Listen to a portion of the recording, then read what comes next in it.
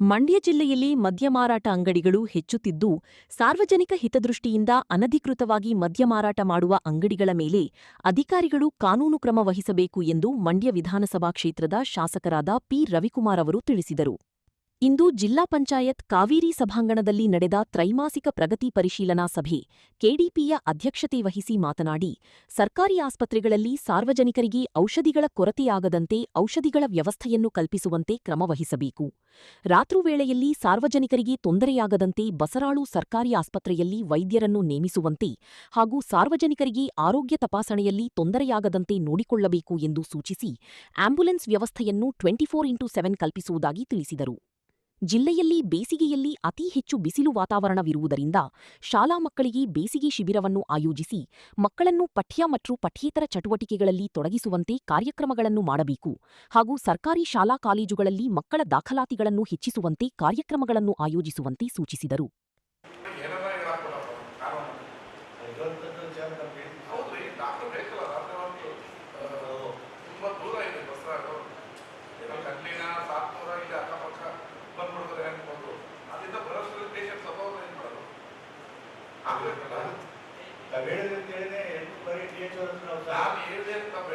ಸಾರ್ವಜನಿಕರಿಗೋಸ್ಕರ ಹಾಕಿ ಅದು ಇಲ್ಲದೆ ಆಗಲ್ಲ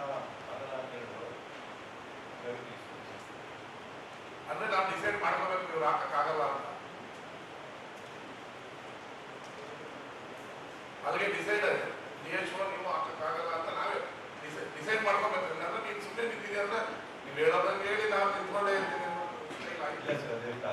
ನಾವು ಸಾಕಷ್ಟು ಬಾರಿ ಭೇಟಿ ಮಾಡಿ ಹೇಳಿದ್ವಿ ಸರ್, ತೊಂದರೆ ಹೇಳ್ಬೇಕು ಸರ್ ಅಂತ ಹೇಳಿದ್ವಿ ಸರ್. ಆಂಬುಲೆನ್ಸ್ ನೀವು ಮೆಂಬರ್ಗಳೆಲ್ಲ ಕೇಳ್ತಿರೋ ಕ್ವಶನ್ ಏನಿದೆಯಾ ಹಾಸ್ಪಿಟಲ್ ಹೇಳಿ ಮೈಕ್ ಇಟ್ಕೊಂಡು ಕೇಳಿ ಏನೋ ಅದಕ್ಕೆ ಸರ್ ನಮಸ್ಕಾರ. ಅಲ್ಲಿಗೇನಲ್ಲಿ ಇವತ್ತು ಡಾಕ್ಟರ್ ಅಂತ ಇದ್ದಾರೆ. ಅವರು ಇದುವರೆಗೆ ಯಾವುದೊಂದು ಕಂಪ್ಲೇಂಟ್ ಬಂದಿಲ್ಲ ಅಲ್ಲಿಗೆಯಿಂದ. ತಾವು ಹೇಳ್ತಾ ಇದ್ದೀರಾ ರಾತ್ರಿ ಪಾಡಿಗೆ ಹಾಕಬೇಕು ಅಂತ. ಕಂಪ್ಲೇಂಟ್ ಅವರಿಗೆ ಸಾಯಿಸ್ಬಿಟ್ಟು ನಾನು ತಗೊಬಂದು ತೋರಿಸ್ಬೇಕು. ಗೌರ್ಮೆಂಟಿಗೆ ಬಂದೈತೆ ನೋಡಿ, ಗೌರ್ಮೆಂಟ್ ಬಂದಿರೋದಕ್ಕೆ ಮಂಡ್ಯಕ್ಕೆ ತೋರಿಸ್ತೇವೆ. ಮಂಡ್ಯದಿಂದ ಬರೋದ್ರಾಗ 2-3 ಕೇಸು ಸತ್ತೋಗಿದೆ. ಮಂಡ್ಯಕ್ಕೆ ಬರೋದ್ರಾಗೆ ಮಂಡ್ಯದ ಕರ್ಕೊಂಡ್ಬಂದ್ರು ಕೂಡ ಟೋಕನ್ ತಗೊಂಡ್ಬನ್ನಿ ಇರ್ತಾರೆ, ಟೋಕನ್ ತಗೋಕ್ಕೆ ಸತ್ತೋಗಿರ್ತಾರೆ. ಆ ಥರ ನನಗೂ ಆಗಿದೆ ಆ ಕೇಸು. ಎಮರ್ಜೆನ್ಸಿ ಕೇಸು ಬೇಗ ನೋಡಲ್ಲ. ಅಲ್ಲಿಗೆ ನಮ್ಮೂರು ಮಂಡ್ಯದಲ್ಲಿ ನೋಡಲ್ಲ ನೀವು, ಸಿಕ್ಕಾಪಟ್ಟೆ ತೊಂದರೆ ಇದೆ. ಈಗ ನೀವು ಸಂಬಳ ಕೊಡ್ತಾರೆ, ಡಾಕ್ಟರ್ ಇಲ್ಲ ಅಂತಂದ್ರಿ. ಸಾಹೇಬ್ರೊಳಗೆ ಇಡೀ ಮಂಡ್ಯ ಜಿಲ್ಲೆಯಲ್ಲಿ ನಮ್ಮ ಕಾನ್ಸ್ಟಿಟ್ಯೂನ್ಸಿ ಮತ್ತೆ ಸಂಬಳ ಕೊಡ್ತಾರೆ ಡಾಕ್ಟರ್ಗಳಿಗೆ. ಈಗ ಸಂಬಳ ಆಗಿಲ್ಲ.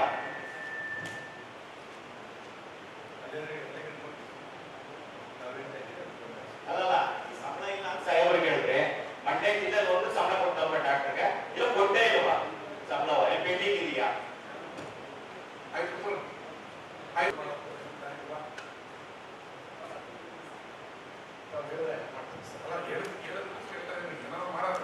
ಸ್ಪೆಷಲ್ ಏನೋ ಮಾಡ್ಬೇಕಲ್ಲ ಅಂತ. ಸರಿ ಸರ್, ಮಾಡ್ತೀನಿ.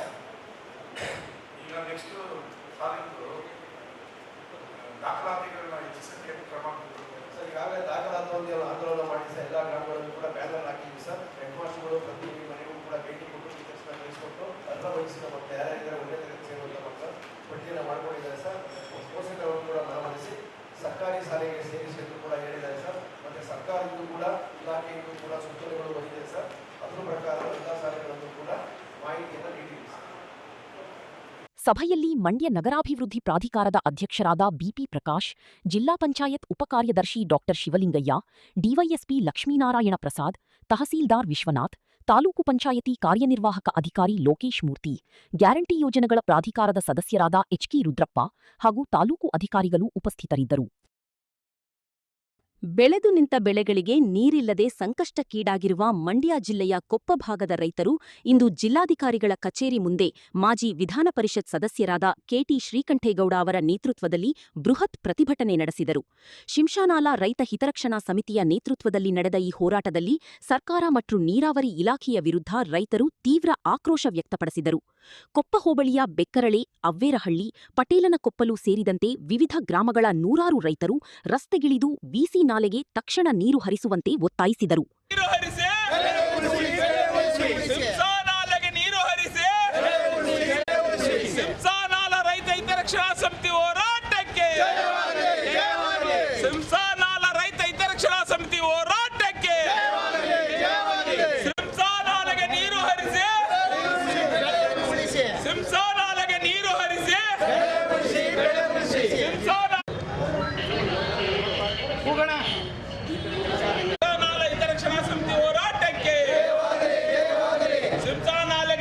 ಕೃಷಿ ಸಚಿವರ ಕ್ಷೇತ್ರದಲ್ಲೇ ಅನ್ನದಾತರು ನೀರಿಗಾಗಿ ಗೋಳಾಡುವಂತಾಗಿದೆ. ಕ್ಷೇತ್ರದ ಶಾಸಕರೂ ಆಗಿರುವ ಕೃಷಿ ಸಚಿವರು ರೈತರನ್ನು ಕಡೆಗಣಿಸಿದ್ದಾರೆ ಎಂದು ಪ್ರತಿಭಟನಾಕಾರರು ದೂರಿದರು. ಜಿಲ್ಲಾ ಉಸ್ತುವಾರಿ ಸಚಿವರು ಮನಸ್ಸು ಮಾಡಿದರೆ ಈ ಸಮಸ್ಯೆ ಬಗೆಹರಿಯುತ್ತದೆ. ಆದರೆ ಅವರು ಮೌನವಹಿಸಿರುವುದು ರೈತರ ಕಷ್ಟಕ್ಕೆ ಸ್ಪಂದಿಸುತ್ತಿಲ್ಲ ಎಂಬುದನ್ನು ತೋರಿಸುತ್ತದೆ ಎಂದು ಆಕ್ರೋಶ ಹೊರಹಾಕಿದರು. 6ನೇ ಹಂತದ ಕುಡಿಯುವ ನೀರಿನ ಯೋಜನೆ ಕೈಬಿಡಿ. ಮದ್ದೂರು ಮತ್ತು ಮಳವಳ್ಳಿ ಭಾಗದ ರೈತರಿಗೆ ತೊಂದರೆಯಾಗಲಿರುವ 6ನೇ ಹಂತದ ಯೋಜನೆಯನ್ನು ಸರ್ಕಾರ ಕೂಡಲೇ ಕೈಬಿಡಬೇಕು. ಅದರ ಬದಲಿಗೆ ಮೇಕೆದಾಟು ಯೋಜನೆಯನ್ನು ಜಾರಿಗೆ ತರಲಿ ಎಂದು ರೈತರು ಆಗ್ರಹಿಸಿದರು. ನಿಮ್ಮ ಸಿಂಶಾ ನಾಲಾ ಹಿತರಕ್ಷಣಾ ಸಮಿತಿಯ ಅಡಿಯಲ್ಲಿ ಸಿಂಶಾ ಭಾಗದ ಅಚ್ಚುಕಟ್ಟುದಾರರ ಒಂದು ಹೋರಾಟ ನಡೆದಿದೆ. ಕಳೆದ 40-50 ವರ್ಷಗಳಿಂದ ನಿರಂತರವಾಗಿ ಸಿಂಶಾ ಅಚ್ಚುಕಟ್ಟುದಾರರಿಗೆ ಬೇಸಿಗೆ ಬೆಳೆಯೂ ಕೂಡ ಅತ್ಯಂತ ಸಮರ್ಪಕವಾಗಿ ಪೂರೈಕೆ ಆಗ್ತಾಯಿತ್ತು. ಆ ಭಾಗದಲ್ಲಿ ಜನ ಕಬ್ಬನ್ನು ಬೆಳೆದು ಸಕ್ಕರೆ ಕಾರ್ಖಾನೆಗೆ, ಕೊಪ್ಪ ಸಕ್ಕರೆ ಕಾರ್ಖಾನೆಗೆ ಕಬ್ಬನ್ನು ಸರಬರಾಜು ಮಾಡ್ತಾಯಿದ್ರು. ಈ ಬಾರಿ ಮತ್ತು ಕಳೆದ ವರ್ಷದಿಂದ ಬೇಸಿಗೆ ಬೆಳೆಯ ನೀರಿನ ತೀವ್ರ ಅಭಾವ ನಮ್ಮನ್ನು ಕಾಡ್ತಾ ಇದೆ. ಬೆಳೆಗಳು ಒಣಗ್ತಾ ಇದೆ. ಭಾಳ ಜನ ಬೇಸಿಗೆ ಬೆಳೆಯನ್ನು ಒಡ್ಲಿಕ್ಕೆ ಸಾಧ್ಯ ಆಗಿಲ್ಲ. ಇದು ಘೋರ ಅನ್ಯಾಯ. ಹಾಗಾಗಿ ಇವತ್ತು ಬೋಳಾರೆ ಕೆರೆಯಿಂದ ಸಿಂಶಾ ನಾಲೆಗೆ ನೀರನ್ನು ಡಂಪ್ ಮಾಡುವಂಥ ವ್ಯವಸ್ಥೆಯನ್ನು ನೀರಾವರಿ ಇಲಾಖೆ ಕೈಗೊಳ್ಳಬೇಕು. ಅಗತ್ಯ ಬಿದ್ದರೆ ಮಾರ್ಕೋನಹಳ್ಳಿ ಡ್ಯಾಮ್ನಿಂದ ಆ ಬೋಳಾರೆ ಕೆರೆಗೆ ನೀರನ್ನು ಪೂರೈಸ್ತಕ್ಕಂಥ ಏರ್ಪಾಡು ಹಳೆ ಹಿಂದಿನ ಯೋಜನೆಯನ್ನು ಜಾರಿ ಕೊಡುವಂಥ ಪ್ರಯತ್ನ ಮಾಡಬೇಕು. ಅದರ ಜೊತೆಗೆ ಬೋಳಾರೆ ಕೆರೆಗೆ ಸೇರಿದಂತೆ 700 ಎಕರೆ ಜಮೀನನ್ನು ಒತ್ತುವರಿ ಮಾಡಿದ್ದಾರೆ. ಆ ಅಕ್ರಮಾತಿ ಜನರನ್ನು ಒಕ್ಕಲೆಬ್ಬಿಸಿ ಕೆರೆ ಭೂಮಿಯನ್ನು ಅವರಿಂದ ವಸೂಲಿ ಮಾಡಿ ಕೆರೆಗೆ ಜಿಲ್ಲಾಧಿಕಾರಿಗಳು ಕೊಡಿಸ್ಕೊಡ್ಬೇಕು ಅಂತೇಳಿ ಮನವಿ ಮಾಡ್ತೇವೆ. ಇವತ್ತು ಜಿಲ್ಲಾಧಿಕಾರಿಗಳ ಮೂಲಕ ಈ ಕೂಡಲೇ ನಾಲೆಗಳಿಗೆ ಭೇಟಿಯನ್ನು ಕೊಟ್ಟು ಎಲ್ಲ ಸೂಪರಿಂಟೆಂಡೆಂಟ್ ಇಂಜಿನಿಯರ್, ಎಕ್ಸಿಕ್ಯೂಟಿವ್ ಇಂಜಿನಿಯರ್ ಜೊತೆಗೆ ಬಂದು ನಮಗೆ ಸಮರ್ಪಕ ನೀರನ್ನು ಪೂರೈಕೆ ಮಾಡುವಂಥ ದಿಸೆಯಲ್ಲಿ ಕ್ರಮ ಕೈಗೊಳ್ಳಬೇಕು ಅಂತೇಳಿ ಆಗ್ರಹಿಸ್ತಾ ಇವತ್ತು ಮನವಿಯನ್ನು ಜಿಲ್ಲಾಧಿಕಾರಿಗಳಿಗೆ ಮತ್ತು ಅಧೀಕ್ಷಕ ಅಭಿಯಂತರು ನೀರಾವರಿ ಇಲಾಖೆಗೆ ಸಲ್ಲಿಸ್ತಾ ಇದ್ದೇವೆ. ಪ್ರತಿಭಟನೆಯ ನಂತರ ಜಿಲ್ಲಾಧಿಕಾರಿಗಳಿಗೆ ಮನವಿ ಸಲ್ಲಿಸಿದ ರೈತರು ಒಂದು ವೇಳೆ ಸರ್ಕಾರ ನಮ್ಮ ಬೇಡಿಕೆಗಳಿಗೆ ತಕ್ಷಣ ಸ್ಪಂದಿಸದಿದ್ದರೆ ಮುಂದಿನ ದಿನಗಳಲ್ಲಿ ಉಗ್ರ ಹೋರಾಟ ಹಮ್ಮಿಕೊಳ್ಳುವುದಾಗಿ ಎಚ್ಚರಿಕೆ ನೀಡಿದರು. ದೇಶದ ಭವಿಷ್ಯದ ಯೋಜನೆಗಳ ರೂಪಿಸುವಿಕೆಯಲ್ಲಿ ನಿರ್ಣಾಯಕ ಪಾತ್ರ ವಹಿಸುವ ಜನಗಣತಿ 2027ರ ಮನೆ ಗಣತಿ ಪ್ರಕ್ರಿಯೆಗೆ ಮಂಡ್ಯದಲ್ಲಿ ಇಂದು ಅಧಿಕೃತ ಚಾಲನೆ ದೊರೆಯಿತು. ನಗರದ ಬಂದಿಗೌಡ ಬಡಾವಣೆಯಲ್ಲಿರುವ ಶಾಸಕ ಪಿ. ರವಿಕುಮಾರ್ ಅವರ ನಿವಾಸದಲ್ಲಿ ಗಣತಿ ಕಾರ್ಯಕ್ಕೆ ಚಾಲನೆ ನೀಡುವ ಮೂಲಕ ಜಿಲ್ಲಾ ಮಟ್ಟದ ಅಭಿಯಾನಕ್ಕೆ ನಾಂದಿ ಹಾಡಲಾಯಿತು.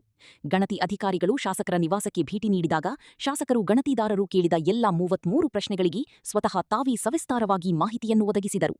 ಈ ಮೂಲಕ ಗಣತಿ ಕಾರ್ಯದಲ್ಲಿ ಪ್ರತಿಯೊಬ್ಬರೂ ಪಾಲ್ಗೊಳ್ಳುವಂತೆ ಮಾದರಿಯಾದರು. ಈ ಸಂದರ್ಭದಲ್ಲಿ ಮಾಧ್ಯಮಗಳೊಂದಿಗೆ ಮಾತನಾಡಿದ ಶಾಸಕ ಪಿ. ರವಿಕುಮಾರ್ ಅವರು, ದೇಶದ ಸಮಗ್ರ ಅಭಿವೃದ್ಧಿಯ ದೃಷ್ಟಿಯಿಂದ ಜನಗಣತಿ ಅತ್ಯಂತ ಪ್ರಮುಖವಾಗಿದೆ. ಗಣತಿದಾರರು ಮನೆಗೆ ಬಂದಾಗ ಅವರು ಕೇಳುವ 33 ಪ್ರಶ್ನೆಗಳಿಗೆ ಪ್ರತಿಯೊಬ್ಬರೂ ಜವಾಬ್ದಾರಿಯುತವಾಗಿ ಉತ್ತರಿಸಬೇಕು. ನಾನು ಕೂಡ ಇಂದು 33 ಪ್ರಶ್ನೆಗಳಿಗೆ ಉತ್ತರಿಸುವ ಮೂಲಕ ನನ್ನ ಕರ್ತವ್ಯ ನಿರ್ವಹಿಸಿದ್ದೇನೆ. ಸಾರ್ವಜನಿಕರು ಈ ಪ್ರಕ್ರಿಯೆಗೆ ಪೂರ್ಣ ಸಹಕಾರ ನೀಡಬೇಕು ಎಂದು ಮನವಿ ಮಾಡಿದರು. ಜನಗಣತಿ ಆರಂಭ ಆಗಿದೆ.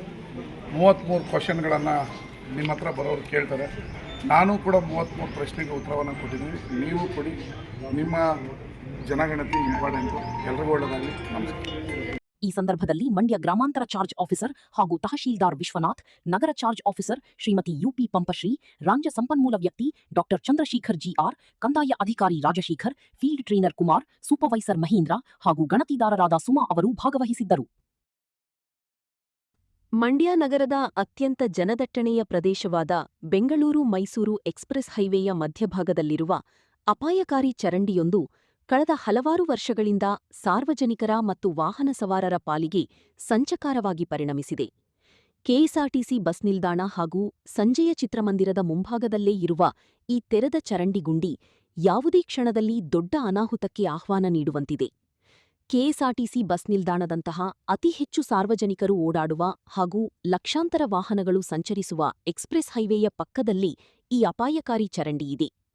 ಕೆಲವು ವರ್ಷಗಳ ಹಿಂದೆ ಇದೇ ಸ್ಥಳದಲ್ಲಿ ಕೆಎಸ್ಆರ್ಟಿಸಿ ಬಸ್ಸೊಂದು ಚಾಲಕನ ನಿಯಂತ್ರಣ ತಪ್ಪಿ ಈ ಚರಂಡಿಯ ತೀರಾ ಹತ್ತಿರಕ್ಕೆ ಬಂದು ನಿಂತಿತ್ತು. ಅದೃಷ್ಟವಶಾತ್ ಅಂದು ಯಾವುದೇ ಜೀವಹಾನಿ ಸಂಭವಿಸಿರಲಿಲ್ಲ. ಈ ಕುರಿತು ಅಂದಿನ ಪತ್ರಿಕೆಗಳಲ್ಲಿ ಚಿತ್ರಸಹಿತ ವರದಿಗಳು ಪ್ರಕಟವಾಗಿದ್ದರೂ ಸಹ ಅಧಿಕಾರಿಗಳು ಮಾತ್ರ ಎಚ್ಚೆತ್ತುಕೊಂಡಿಲ್ಲ. ಪ್ರತಿನಿತ್ಯ ಈ ಭಾಗದಲ್ಲಿ ಶಾಲಾ ಕಾಲೇಜು ವಿದ್ಯಾರ್ಥಿಗಳು, ವೃದ್ಧರು ಹಾಗೂ ಸಾವಿರಾರು ಪ್ರಯಾಣಿಕರು ಓಡಾಡುತ್ತಿದ್ದು, ಸ್ವಲ್ಪ ಎಚ್ಚರ ತಪ್ಪಿದರೂ ಈ ಮೃತ್ಯುಕೂಪಕ್ಕೆ ಬೀಳುವ ಭೀತಿ ಎದುರಾಗಿದೆ. ಹಲವು ವರ್ಷಗಳಿಂದ ಈ ಸಮಸ್ಯೆ ಜೀವಂತವಾಗಿದ್ದರೂ ಸಂಬಂಧಪಟ್ಟ ಇಲಾಖೆಯ ಅಧಿಕಾರಿಗಳಾಗಲಿ ಅಥವಾ ಜನಪ್ರತಿನಿಧಿಗಳಾಗಲಿ ಇತ್ತ ಗಮನ ಹರಿಸದಿರುವುದು ಸಾರ್ವಜನಿಕರ ಆಕ್ರೋಶಕ್ಕೆ ಕಾರಣವಾಗಿದೆ. ದೊಡ್ಡ ಅನಾಹುತ ಸಂಭವಿಸುವ ಮುನ್ನವೇ ಎಚ್ಚೆತ್ತುಕೊಂಡು ತಕ್ಷಣವೇ ಈ ತೆರೆದ ಚರಂಡಿಗುಂಡಿಯನ್ನು ಶಾಶ್ವತವಾಗಿ ಮುಚ್ಚಬೇಕು. ಸುಗಮ ಸಂಚಾರಕ್ಕೆ ಅನುವು ಮಾಡಿಕೊಡುವ ಮೂಲಕ ಪಾದಚಾರಿಗಳ ಸುರಕ್ಷತೆಯನ್ನು ಖಚಿತಪಡಿಸಬೇಕು.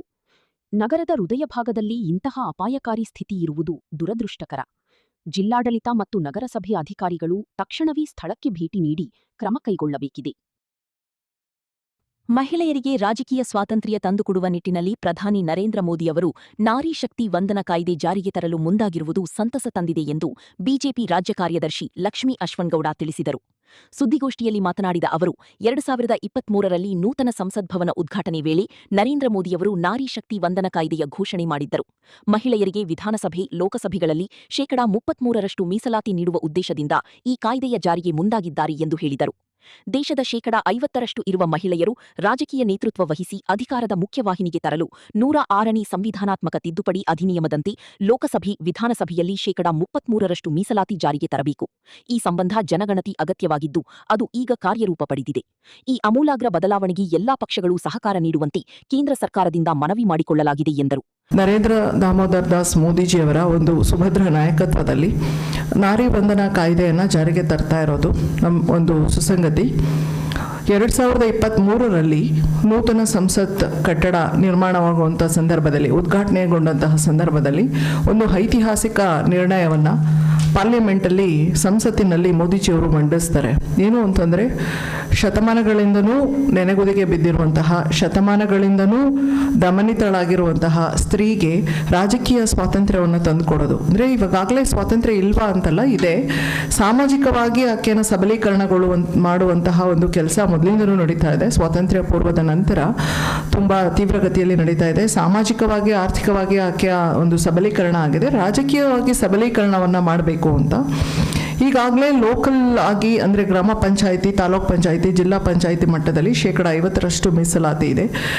ಆದರೆ ಲೋಕಸಭೆ ಹಾಗೂ ರಾಜ್ಯದ ವಿಧಾನಸಭೆಗಳಲ್ಲಿ ಇನ್ನೂ ಕೂಡ 33% ಮೀಸಲಾತಿ ಬರಬೇಕು ಅನ್ನೋದು ದೂರದ ಕನಸಾಗೆ ಉಳಿದಿತ್ತು. ಅದನ್ನು ಅವರು ನನಸಾಗಿ ಮಾಡುವಂತಹ ಒಂದು ಉದ್ದೇಶದಿಂದ ನಾರಿ ವಂದನಾ ಕಾಯ್ದೆಯನ್ನು ಸಂಸತ್ತಿನ ಮುಂದೆ ಇಟ್ಟರು. 442 ಹೆಚ್ಚು ಮತಗಳಿಂದ ಅವರು, ಅಂದರೆ ಪ್ರಬಲವಾದಂತಹ ಮತಗಳಿಂದ ಲೋಕಸಭೆಯಲ್ಲಿ ಅದು ಅಂಗೀಕಾರ ಆಯಿತು. ರಾಜ್ಯಸಭೆಯಲ್ಲಿ ಸರ್ವಾನುಮತದಿಂದ ಅಂಗೀಕಾರ ಆಯಿತು. ಇದಕ್ಕಿಂತ ಮುಂಚೆ 1996ರಲ್ಲಿ ದೇವೇಗೌಡರ ಸರ್ಕಾರ ಇದ್ದಾಗಲೂ ಕೂಡ ಮಹಿಳಾ ಮೀಸಲಾತಿಯನ್ನು ತರಬೇಕು ಅಂತ ಅವರು ಪ್ರಧಾನಿಯಾಗಿದ್ದಾಗ ಅಂದ್ಕೊಂಡ್ರು. ಅದಾಗಲಿಲ್ಲ. ಸರ್ಕಾರ ಬಿದ್ದಾಗ ಅದಾಗಲಿಲ್ಲ. 50% ಮೀಸಲಾತಿಯನ್ನು ತಂದಿದ್ದು ಲೋಕಲ್ ಬಾಡಿ ಎಲೆಕ್ಷನ್ಸ್ಗಳಲ್ಲಿ 50% ಮಹಿಳಾ ಮೀಸಲಾತಿಯನ್ನು ತಂದಿದ್ದು ಶ್ರೀ ದೇವೇಗೌಡರು. ಹಾಗೆ ವಿಧಾನಸಭೆ ಹಾಗೂ ಲೋಕಸಭೆಯಲ್ಲಿ ಮೀಸಲಾತಿಗಳನ್ನ ತರಬೇಕು ಅನ್ನೋದು ವಾಜಪೇಯಿಯವರ ನೇತೃತ್ವದ ಸರ್ಕಾರ ಮೊದಲಿಂದನೂ 4-5 ಬಾರಿ ಅದನ್ನು ಪ್ರಯತ್ನ ಮಾಡಿ ಅದು ವಿಫಲ ಆಯಿತು. ಗೋಷ್ಠಿಯಲ್ಲಿ ಬಿಜೆಪಿ ಮಹಿಳಾ ಜಿಲ್ಲಾಧ್ಯಕ್ಷ ಮಂಗಳಾ ನವೀನ್, ಸುಜಾತಾ ಕೃಷ್ಣ, ಶಿಲ್ಪಾ, ಮಂಜುಳಾ, ಶ್ರುತಿ, ಸೌಮ್ಯ ಇದ್ದರು. Mysuru college of engineering and management ವತಿಯಿಂದ ಮೈಸಿರಿ ಸಂಭ್ರಮ ಕಾರ್ಯಕ್ರಮವನ್ನು ಏಪ್ರಿಲ್ 17 ಮತ್ತು 18ರಂದು ಕಾಲೇಜಿನ ಆವರಣದಲ್ಲಿ ಹಮ್ಮಿಕೊಳ್ಳಲಾಗಿದೆ ಎಂದು ಕಾಲೇಜಿನ ಮುಖ್ಯ ಗ್ರಂಥಪಾಲಕ ವಿದ್ಯಾಸಾಗರ್ ತಿಳಿಸಿದರು. ಸುದ್ದಿಗೋಷ್ಠಿಯಲ್ಲಿ ಮಾತನಾಡಿದ ಅವರು, ಕಾಲೇಜಿನ ಹೊರಾಂಗಣ ಸಭಾಂಗಣದಲ್ಲಿ ಏಪ್ರಿಲ್ 17ರಂದು ಬೆಳಗ್ಗೆ 11 ಗಂಟೆಗೆ ಕಾರ್ಯಕ್ರಮ ಉದ್ಘಾಟನೆಯಾಗಲಿದ್ದು, ಜೆಎಸ್ಎಸ್ ವಿಶ್ವವಿದ್ಯಾಲಯದ ಉಪಕುಲಪತಿ ಡಾ ಎಚ್ ಬಸವನಗೌಡ ಉದ್ಘಾಟನೆ ನೆರವೇರಿಸುವರು ಎಂದರು. ವೇದಿಕೆ ಕಾರ್ಯಕ್ರಮದ ನಂತರ ಸಾಂಸ್ಕೃತಿಕ ಹಾಗೂ 4 ತಾಂತ್ರಿಕ ವಿಭಾಗಗಳಿಂದ ತಂತ್ರಜ್ಞಾನ ಪ್ರದರ್ಶನ ಕಾರ್ಯಕ್ರಮಗಳು ನಡೆಯಲಿವೆ. ಏಪ್ರಿಲ್ 18ರಂದು ಈ ಕಾರ್ಯಕ್ರಮಗಳು ಮುಂದುವರಿಯಲಿದ್ದು, ಸಂಜೆ 5ಕ್ಕೆ ಪ್ರಮುಖ ವೇದಿಕೆ ಕಾರ್ಯಕ್ರಮಕ್ಕೆ ಚಲನಚಿತ್ರ ನಟಿ ರಾಗಿಣಿ ದ್ವಿವೇದಿ ಮುಖ್ಯ ಅತಿಥಿಯಾಗಿ ಭಾಗವಹಿಸುವರು ಎಂದು ಮಾಹಿತಿ ನೀಡಿದರು. ಪ್ರಾರಂಭವಾಗಿ 10 ವರ್ಷಗಳು ಕಳೆದಿದ್ದು, ಇದರ ಜ್ಞಾಪಕಾರ್ಥವಾಗಿ ಪ್ರತಿ ವರ್ಷದಂತೆ ಈ ವರ್ಷವೂ ಮೈಸಿರಿ 2026 ಎಂಬ ವಾರ್ಷಿಕೋತ್ಸವವನ್ನು ಬಹಳ ಅದ್ಧೂರಿಯಾಗಿ ಹಾಗೂ ವ್ಯವಸ್ಥಿತವಾಗಿ ಆಚರಿಸಲು ನಿರ್ಧರಿಸಿದ್ದೇವೆ. ಈ ವಾರ್ಷಿಕೋತ್ಸವವು ಏಪ್ರಿಲ್ 17 ಹಾಗೂ 18ರಂದು ನಡೆಯಲಿದ್ದು, ವಿದ್ಯಾರ್ಥಿಗಳ ಸರ್ವಾಂಗೀಣ ಅಭಿವೃದ್ಧಿಗೆ ಒಂದು ಪ್ರಮುಖ ವೇದಿಕೆಯಾಗಲಿದೆ. ಈ ಕಾರ್ಯಕ್ರಮವು ಕೇವಲ ಸಾಂಸ್ಕೃತಿಕ ಉದ್ದೇಶವಲ್ಲದೆ ವಿದ್ಯಾರ್ಥಿಗಳಲ್ಲಿರುವ ಪ್ರತಿಭೆ, ನಾಯಕತ್ವ ಗುಣಗಳು ಹಾಗೂ ಸ್ಪರ್ಧಾತ್ಮಕ ಮನೋಭಾವವನ್ನು ಉತ್ತೇಜಿಸಲು ಒಂದು ಸಮಗ್ರ ಕಾರ್ಯಕ್ರಮವಾಗಿದೆ. ಈ ಹಿನ್ನೆಲೆಯಲ್ಲಿ ವಾರ್ಷಿಕೋತ್ಸವದ ಪೂರ್ವಭಾವಿಯಾಗಿ ನಾವು ಕಳೆದ ಒಂದು ವಾರದಿಂದ ವಿವಿಧ ಕಾರ್ಯಕ್ರಮಗಳನ್ನು ಮತ್ತು ಸ್ಪರ್ಧೆಗಳನ್ನು ಆಯೋಜಿಸಲಾಗಿದೆ. ಈ ಸ್ಪರ್ಧೆಗಳಲ್ಲಿ ಮುಖ್ಯವಾಗಿ ವಾಲಿಬಾಲ್, ಚೆಸ್, ಪುರುಷ ಹಾಗೂ ಮಹಿಳೆಯ ವಿಭಾಗದಲ್ಲಿ ಕ್ರಿಕೆಟ್, ಟಗ್ ಆಫ್ ವಾರ್ ಮುಂತಾದ ಕ್ರೀಡಾ ಸ್ಪರ್ಧೆಗಳನ್ನು ಏರ್ಪಡಿಸಿದ್ದೇವೆ. ಮತ್ತು ನಮ್ಮ ಕಾಲೇಜಿನ ವಾರ್ಷಿಕೋತ್ಸವ ಅಂಗವಾಗಿ 2 ಪ್ರಮುಖ ಆಕರ್ಷಣೆಗಳಾದ ಏಪ್ರಿಲ್ 17 ಹಾಗೂ 18ರಂದು. ಏಪ್ರಿಲ್ 17ರಂದು ತಾಂತ್ರಿಕ ಸ್ಪರ್ಧೆಗಳನ್ನು ಏರ್ಪಡಿಸಲಿದ್ದೇವೆ. ಏಪ್ರಿಲ್ 18ರಂದು ಮನೋರಂಜನಾ ಕಾರ್ಯಕ್ರಮಗಳನ್ನು ಏರ್ಪಡಿಸಲಿದ್ದೇವೆ. ಗೋಷ್ಠಿಯಲ್ಲಿ ಸಹಾಯಕ ಪ್ರಾಧ್ಯಾಪಕ ಎಂ ಜಶ್ವಂತ್, ಉಪಗ್ರಂಥಪಾಲಕ ಜಿಎನ್ ಮಹದೇವಸ್ವಾಮಿ, ಪಿ ನಿತೀಶ್ ಇದ್ದರು.